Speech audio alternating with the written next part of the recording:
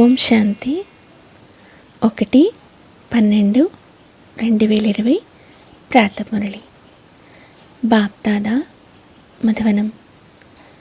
మధురమైన పిల్లలు, మీరిప్పుడు ఆత్మిక తండ్రి ద్వారా ఆత్మిక డ్రిల్ నేర్చుకుంటున్నారు. ఈ డ్రిల్ ద్వారానే మీరు ముక్తిధామము, శాంతిధామానికి వెళ్ళిపోతారు. ప్రశ్న: తండ్రి పిల్లల చేత పురుషార్థం చేయిస్తూ ఉంటారు, కానీ పిల్లలు ఏ విషయంలో చాలా స్ట్రిక్ట్గా ఉండాలి? జవాబు: పాత ప్రపంచానికి నిప్పు అంటుకునే ముందే తయారవ్వాలి. స్వయాన్ని ఆత్మగా భావిస్తూ తండ్రి స్మృతిలో ఉంటూ తండ్రి నుండి పూర్తిగా వారసత్వం తీసుకోవడంలో చాలా స్ట్రిక్ట్గా ఉండాలి. ఫెయిల్ అవ్వకూడదు. ఆ విద్యార్థులు ఫెయిల్ అయితే పశ్చాత్తాపడతారు. నా సంవత్సరం అనవసరంగా పోయిందని భావిస్తారు. చదవకపోతే ఏమైపోతుంది అని కొంతమంది అంటారు. కానీ మీరు చాలా స్ట్రిక్ట్గా ఉండాలి. టూ లేట్ అని టీచర్ అనే విధంగా ఉండకూడదు. ఓం శాంతి. ఆత్మిక తండ్రి ఆత్మిక పిల్లలకు ఆత్మిక పాఠశాలలో డైరెక్షన్లు ఇస్తున్నారు, లేదా పిల్లలకు డ్రిల్ నేర్పిస్తున్నారని అనవచ్చు. ఎలాగైతే టీచర్లు డైరెక్షన్ ఇస్తారో మరియు డ్రిల్ నేర్పిస్తారు కదా, అలా ఈ ఆత్మిక తండ్రి కూడా పిల్లలకు డైరెక్ట్గా చెప్తారు. ఏమి చెప్తారు? మన్మనాభవ. ఎలాగైతే వారు అటెన్షన్ ప్లీజ్ అని అంటారో, అలా తండ్రి మన్మనాభవ అని అంటారు. ఇది ప్రతి ఒక్కరూ తమపై తాము దయ చూపించుకోవడం వంటిది. పిల్లలు, నన్నొక్కరినే స్మృతి చేయండి, అశరీరులుగా అవ్వండి అని తండ్రి అంటారు. ఈ ఆత్మిక డ్రిల్ ఆత్మలకు ఆత్మిక తండ్రి మాత్రమే నేర్పిస్తారు. వారు సుప్రీం టీచర్, మీరు అసిస్టెంట్, సహాయక టీచర్. స్వయాన్ని ఆత్మగా భావించండి, తండ్రిని స్మృతి చేయండి. దేహీ అభిమాని భవ అని మీరు కూడా అందరికీ చెప్తారు. మన్మనాభవకు అర్థం కూడా ఇదే. బాబా పిల్లల కళ్యాణం కోసం డైరెక్షన్ ఇస్తారు. స్వయంగా వారైతే ఎవరి వద్ద నేర్చుకోలేదు. మిగిలిన టీచర్లందరూ స్వయం నేర్చుకున్న తర్వాత నేర్పిస్తారు. వీరైతే పాఠశాల మొదలైన వాటిలో ఎక్కడా చదువుకొని నేర్చుకోలేదు. వీరు కేవలం నేర్పిస్తారు. నేను ఆత్మలైన మీకు ఆత్మిక డ్రిల్ నేర్పిస్తాను అని అంటారు. వారంతా దైహిక పిల్లలకు దైహిక డ్రిల్ నేర్పిస్తారు. వారు డ్రిల్ మొదలైనవి కూడా శరీరంతోనే చేయవలసి ఉంటుంది. ఇందులోనైతే శరీరం యొక్క విషయం ఏమీ లేదు. నాకు శరీరం ఏమీ లేదు అని తండ్రి అంటారు. నేను అయితే డ్రిల్ నేర్పిస్తాను, డైరెక్షన్లు ఇస్తాను. డ్రామా ప్లాన్ అనుసారంగా వారిలో డ్రిల్ నేర్పించే పాత్ర నిండి ఉంది. ఈ సేవ నిండి ఉంది. వారు డ్రిల్ నేర్పించేందుకే వస్తారు. మీరు తమో ప్రధానం నుండి సతో ప్రధానంగా అవ్వాలి. ఇది చాలా సహజము. మెట్ల చిత్రం బుద్ధిలో ఉంది. 84 జన్మల చక్రము తిరిగి ఎలా దిగిపోయారో అన్నది మీకు తెలుసు. మీరు తిరిగి వెళ్ళాలి అని ఇప్పుడు తండ్రి అంటారు. ఓ ఆత్మిక పిల్లలు, ఇప్పుడు తిరిగి వెళ్ళాలి అని ఈ విధంగా ఎవ్వరూ తమ ఫాలోవర్స్కి కానీ విద్యార్థులకు కానీ చెప్పరు. ఆత్మిక తండ్రి తప్ప ఇతరులెవ్వరూ అర్థం చేయించలేరు. మేమిప్పుడు తిరిగి వెళ్ళాలని పిల్లలు అర్థం చేసుకుంటారు. ఈ ప్రపంచమే ఇప్పుడు తమో ప్రధానంగా ఉంది. మనము సతో ప్రధాన ప్రపంచానికి యజమానులుగా ఉండేవారము. తర్వాత 84 జన్మల చక్రం తిరిగి తమో ప్రధాన ప్రపంచానికి యజమానులుగా అయ్యాము. ఇక్కడ దుఃఖమే దుఃఖముంది. తండ్రిని దుఃఖహర్త, సుఖకర్త అని అంటారు. అనగా తమో ప్రధానం నుండి సతో ప్రధానంగా చేసేవారు ఒక్క తండ్రి మాత్రమే. మేము చాలా సుఖము చూసామని పిల్లలైన మీరు అర్థం చేసుకుంటారు. రాజ్యం ఎలా చేశాము అన్నది గుర్తులేదు, కానీ లక్ష్యము, ఉద్దేశము ఎదురుగా ఉంది. అది పుష్పాల తోట. ఇప్పుడు మనము ముళ్ళ నుండి పుష్పాలుగా తయారవుతున్నాము. ఏ విధంగా నిశ్చయం ఏర్పరచుకోవాలి అని మీరు ఈ విధంగా అనరు. ఒకవేళ సంశయం ఉన్నట్లయితే ఇక వినశ్యంతి, స్కూలు నుండి అడుగు బయటకు వేస్తే మీ చదువు సమాప్తమైపోతుంది. పదవి కూడా వినశ్యంతి అయిపోతుంది. చాలా నష్టం జరుగుతుంది. ప్రజలలో కూడా తక్కువ పదవి అయిపోతుంది. సతో ప్రధాన పూజ్య దేవీ దేవతలుగా అవ్వటమే ముఖ్యమైన విషయము. ఇప్పుడైతే దేవతలుగా లేరు కదా. బ్రాహ్మణులైన మీకు ఇప్పుడు అర్థమైంది. బ్రాహ్మణులే వచ్చి తండ్రి నుండి ఈ డ్రిల్ నేర్చుకుంటారు. లోపల సంతోషం కూడా ఉంటుంది. ఈ చదువు బాగా అనిపిస్తుంది కదా. భగవాను వాచ, వారు కృష్ణుని పేరు వేసేశారు, కానీ కృష్ణుడు ఈ డ్రిల్ నేర్పించలేదని మీకు తెలుసు. ఇది తండ్రి నేర్పిస్తారు. కృష్ణుని ఆత్మ ఏదైతే రకరకాల నామరూపాలు ధారణ చేస్తూ తమో ప్రధానమైపోయిందో వారికి కూడా నేర్పిస్తారు. బాబా స్వయం నేర్చుకోరు. మిగిలిన వారంతా తప్పకుండా ఎవరో ఒకరి నుండి నేర్చుకుంటారు. వీరు నేర్పించే ఆత్మిక తండ్రి మీకు నేర్పిస్తారు. మీరు మళ్ళీ ఇతరులకు నేర్పిస్తారు. మీరు 84 జన్మలు తీసుకుని పతితంగా అయ్యారు. ఇప్పుడు మళ్ళీ పావనంగా అవ్వాలి. దానికోసం ఆత్మిక తండ్రిని స్మృతి చేయండి. భక్తి మార్గంలో మీరు ఓ పతిత పావన అని పాడుతూ వచ్చారు. ఇప్పుడు కూడా మీరు ఎక్కడికైనా వెళ్ళి చూడండి. మీరు రాజ ఋషులు కదా, ఎక్కడికైనా వెళ్ళి తిరగవచ్చు. మీకు ఎలాంటి బంధనాలు లేవు. అనంతమైన తండ్రి సేవ చేసేందుకు వచ్చారని పిల్లలైన మీకు ఈ నిశ్చయం ఉంది.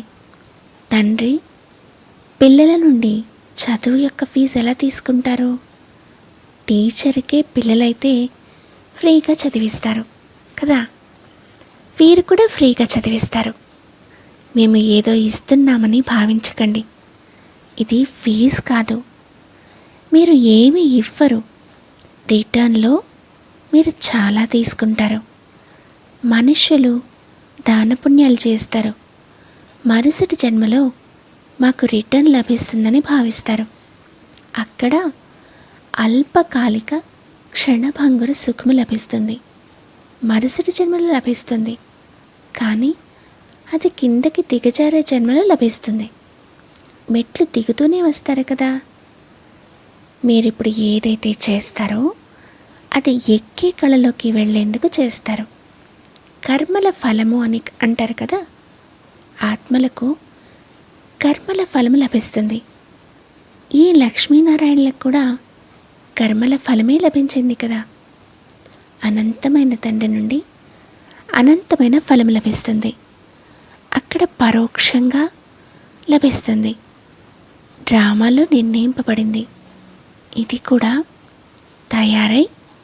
తయారవుతున్న డ్రామా. మనము కల్పం తర్వాత వచ్చి తండ్రి నుండి అనంతమైన వారసత్వం తీసుకుంటామని మీకు తెలుసు. తండ్రి కూర్చుని మన కోసం స్కూలు తయారు చేశారు. అది గవర్నమెంట్కు చెందిన దైహిక స్కూలు. అక్కడ అర్థకల్పం నుండి రకరకాలుగా చదువుతూ వచ్చారు. ఇప్పుడు తండ్రి 21 జన్మల కోసం అన్ని దుఃఖాలను దూరం చేసేందుకు చదివిస్తారు. అక్కడ రాజ్యం ఉంటుంది. అందులోకి నంబర్ వారుగానే వస్తారు. ఇక్కడ కూడా రాజా, రాణి, మంత్రి, ప్రజలు మొదలైన వారందరూ నంబర్ వారుగా ఉన్నారు. ఇది పాత ప్రపంచము. కొత్త ప్రపంచంలోనైతే చాలా తక్కువ మంది ఉంటారు. అక్కడ చాలా సుఖం ఉంటుంది. మీరు విశ్వానికి యజమానులుగా అవుతారు. రాజులు, మహారాజులు ఉండి వెళ్ళిపోయారు. వారు ఎన్ని వేడుకలు జరుపుకుంటారు. కానీ వారైతే మళ్ళీ కిందకు పడిపోవాల్సిందేనని తండ్రి అంటారు. అందరూ పడిపోతారు కదా. దేవతల కళలు కూడా నెమ్మదిగా తగ్గిపోతాయి. కానీ అక్కడ రావణ రాజ్యమే ఉండదు. కనుక సుఖమే సుఖముంటుంది. ఇక్కడ రావణ రాజ్యం ఉంది. మీరు ఎలాగైతే ఎక్కుతారో అలాగే పడిపోతారు కూడా. ఆత్మలు కూడా నామరూపాలు ధారణ చేస్తూ కిందకు దిగిపోయాయి. డ్రామా ప్లాన్ అనుసారము కల్పకృతం వలె పడిపోయి తమో ప్రధానంగా అయిపోయారు. కామచితిపైకి ఎక్కడంతోనే దుఃఖము ప్రారంభమవుతుంది. ఇప్పుడు అతి దుఃఖం ఉంది. అక్కడ మళ్ళీ అతి సుఖం ఉంటుంది. మీరు రాజఋషులు. వారిది హఠయోగం. రచయిత మరియు రచనల ఆదిమధ్యాంతాలు తెలుసా అని మీరు ఎవరైనా అడగండి. వారు తెలియదు అని అంటారు. ఎవరికైతే తెలుసో వారే అడుగుతారు. స్వయానికే తెలియకపోతే ఎలా అడుగుతారు? ఋషులు, మునులు మొదలైన వారెవరు త్రికాలదర్శులు కాదని మీకు తెలుసు. తండ్రి మనల్ని త్రికాలదర్శులుగా తయారు చేస్తున్నారు. విశ్వానికి యజమానిగా ఉండే ఈ బాబాకు జ్ఞానం ఉండేది కాదు. ఈ జన్మలో కూడా 60 సంవత్సరాల వరకు జ్ఞానం లేదు. తండ్రి వచ్చిన తర్వాత కూడా ఇదంతా నెమ్మదిగా వినిపిస్తూ వస్తారు. నిశ్చయబుద్ధి కలవారిగా అవుతారు. అయినా కానీ మాయ చాలామందిని పడేస్తూ ఉంటుంది. వారి పేర్లు చెప్పలేము, లేదంటే నిరాశ చెందుతారు. సమాచారం అయితే వస్తుంది కదా. చెడు సాంగత్యం లభిస్తే, కొత్తగా వివాహం చేసుకున్న వారి సాంగత్యం ఏర్పడితే చలించిపోతారు. మేము వివాహం చేసుకోకుండా ఉండలేమని అంటారు. రోజు వచ్చే మంచి మహారథులను, ఇక్కడికి కూడా చాలాసార్లు వచ్చి వెళ్ళిన వారిని మాయ రూప మొసలి వచ్చి పట్టుకుంది. ఇలాంటి కేసులు చాలా జరుగుతూ ఉంటాయి. ప్రస్తుతం వివాహం కాలేదు. వారిని మాయ నోటిలో వేసుకుని మింగేస్తుంది. స్త్రీ రూపీ మాయ లాగుతూ ఉంటుంది. వచ్చి మొసలి నోట్లో పట్టారు. తర్వాత నెమ్మదిగా మింగేస్తుంది. కొంతమంది పొరపాట్లు చేస్తారు, లేదా చూడటంతోనే చలించిపోతారు. నేను ఒక్కసారిగా పై నుండి కిందకు గోతులో పడిపోతానని భావిస్తారు. ఆ బిడ్డ చాలా మంచివాడు, పాపం ఇప్పుడు వెళ్ళిపోయాడు అని అంటారు. నిశ్చితార్థం జరగగానే మరణిస్తారు. తండ్రి అయితే జీవిస్తూ ఉండండి, మాయ ఎక్కడా కూడా తీవ్రంగా దాడి చెయ్యకూడదు అని పిల్లలకు సదా రాస్తారు. శాస్త్రాలలో కూడా ఈ విషయాలు కొన్ని ఉన్నాయి కదా. ఇప్పటి ఈ విషయాలే తర్వాత గాయనం చేయబడతాయి. కనుక మీరు పురుషార్థం చేయిస్తారు. మాయ రూపీ మొసలి ఎక్కడా మింగేయకూడదు. మాయ రకరకాలుగా పట్టుకుంటుంది. ముఖ్యమైనది కామము, మహాశత్రువు. దీని నుండి బాగా సంభాళించుకోవాలి. పతిత ప్రపంచం నుండి పావన ప్రపంచంగా ఎలా తయారవుతుంది అనేది మీరు చూస్తున్నారు. తికమకపడే విషయమేమీ లేదు. కేవలం స్వయాన్ని ఆత్మగా భావిస్తూ తండ్రిని స్మృతి చేస్తే దుఃఖాలన్నీ దూరమైపోతాయి. తండ్రియే పతిత పావనుడు. ఇది యోగ బలము.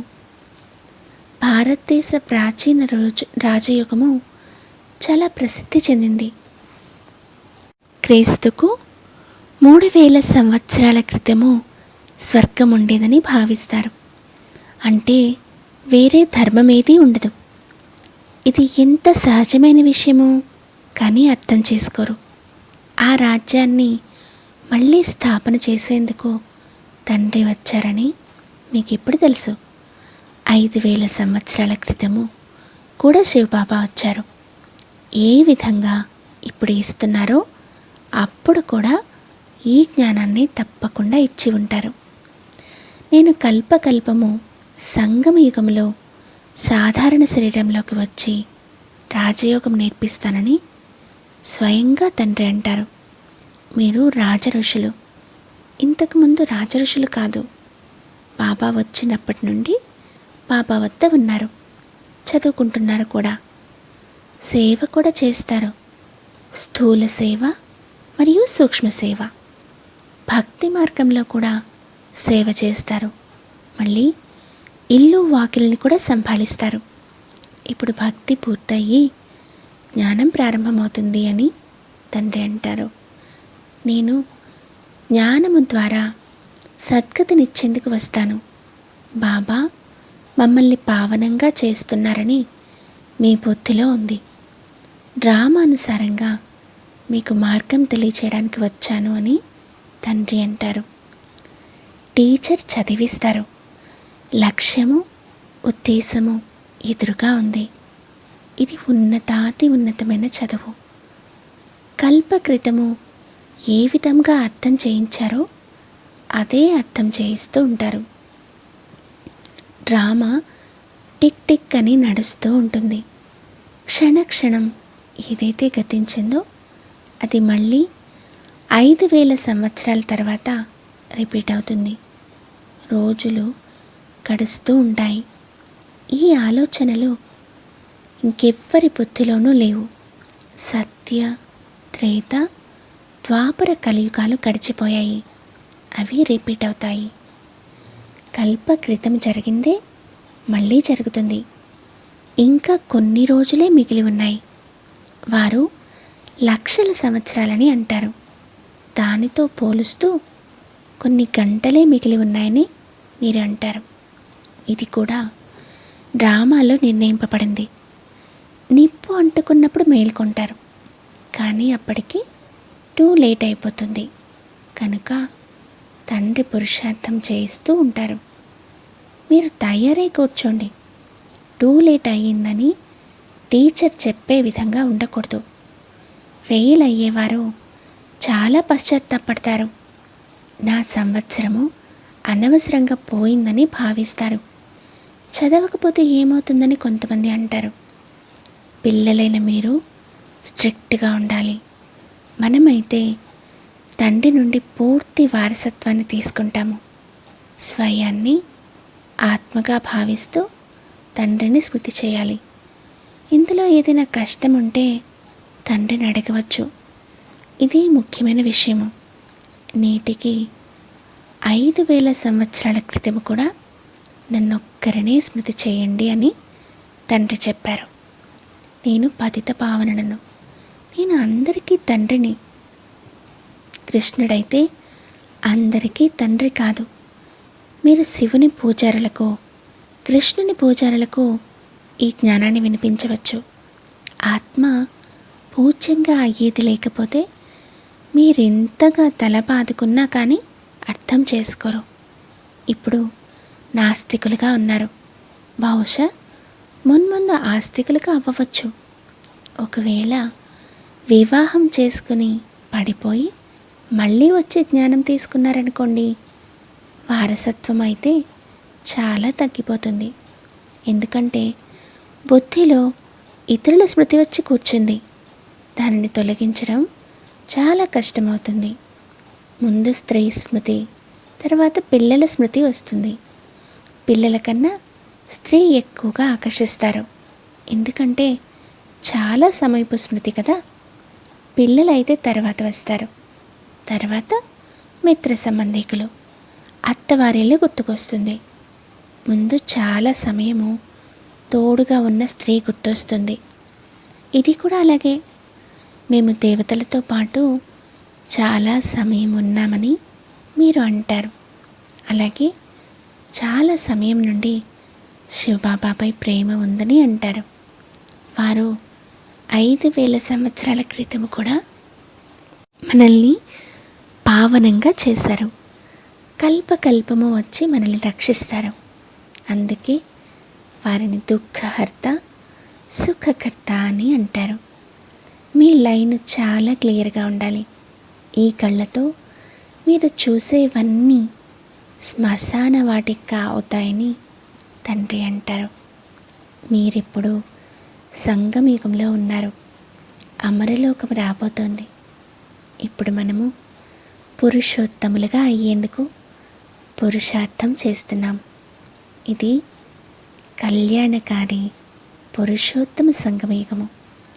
ప్రపంచంలో ఏమేం జరుగుతున్నాయో చూస్తూ ఉన్నారు. ఇప్పుడు తండ్రి వచ్చేశారు కనుక పాత ప్రపంచం కూడా సమాప్తం అవ్వనున్నది. ప్రపంచాన్ని పరివర్తన చేస్తున్నవారు తప్పకుండా ఎవరో వచ్చారని మున్ముందు చాలామంది కనిపిస్తుంది. ఇది అదే మహాభారత యుద్ధము. మీరు కూడా ఎంత తెలివైన వారిగా అయ్యారు. ఇవి చాలా మథనం చేసే విషయాలు. మీ శ్వాసను వ్యర్థంగా పోగొట్టుకోకూడదు. జ్ఞానం ద్వారా శ్వాస సఫలమవుతుందని మీకు తెలుసు. అచ్చా, మధురాతి మధురమైన ఆత్మిక పిల్లలకు మాత్పిత బాప్దాదాల ప్రియ స్మృతులు మరియు గుడ్ మార్నింగ్. ఆత్మిక పిల్లలకు ఆత్మిక తండ్రి నమస్తే. మధురాతి మధురమైన ఆత్మిక తండ్రికి ఆత్మిక పిల్లల ప్రియ స్మృతులు మరియు గుడ్ మార్నింగ్. నమస్తే బాబా. థ్యాంక్ యూ మీఠే బాబా. ఓం శాంతి. ధారణ కొరకు ముఖ్య సారము. మాయ నుండి రక్షించుకునేందుకు సాంగత్య దోషము నుండి స్వయాన్ని చాలా చాలా సంభాళించుకోవాలి. మీ లైన్ క్లియర్గా ఉంచుకోవాలి. శ్వాసను వ్యర్థంగా పోగొట్టుకోకూడదు. జ్ఞానము ద్వారా సఫలము చేసుకోవాలి. 2, ఎంత సమయం లభిస్తే అంత యోగ బలమును జమ చేసుకునేందుకు ఆత్మిక డ్రిల్ అభ్యాసం చేయాలి. ఇప్పుడు కొత్త బంధనాలేవి తయారు చేసుకోకూడదు. వరదానము. తండ్రి ఛత్రఛాయ కింద సున్నితమైన పరిస్థితులలో కూడా కమల పుష్ప సమానంగా అతీతంగా మరియు ప్రియంగా కండి. విస్తారము. సంగమయుగంలో తండ్రి సేవాధారిగా అయి వచ్చినప్పుడు ఛత్రఛాయ రూపంలో సదా పిల్లలకు సేవ చేస్తారు. స్మృతి చేస్తూనే సెకండులో తోడు యొక్క అనుభవం అవుతుంది. ఈ స్మృతి యొక్క ఛత్రఛాయ ఎటువంటి సున్నితమైన పరిస్థితులలోనైనా కమల పుష్ప సమానంగా అతీతంగా మరియు ప్రియంగా చేసేస్తుంది. శ్రమ అనిపించదు. తండ్రిని ఎదురుగా తెచ్చుకుంటే స్వస్థితిలో స్థితులైతే ఎటువంటి పరిస్థితి అయినా పరివర్తన అయిపోతుంది. స్లోగన్. విషయాల పరదాను మధ్యలోకి రానివ్వకండి. అప్పుడు తండ్రి తోడు అనుభవం అవుతూ ఉంటుంది. ఓం శాంతి.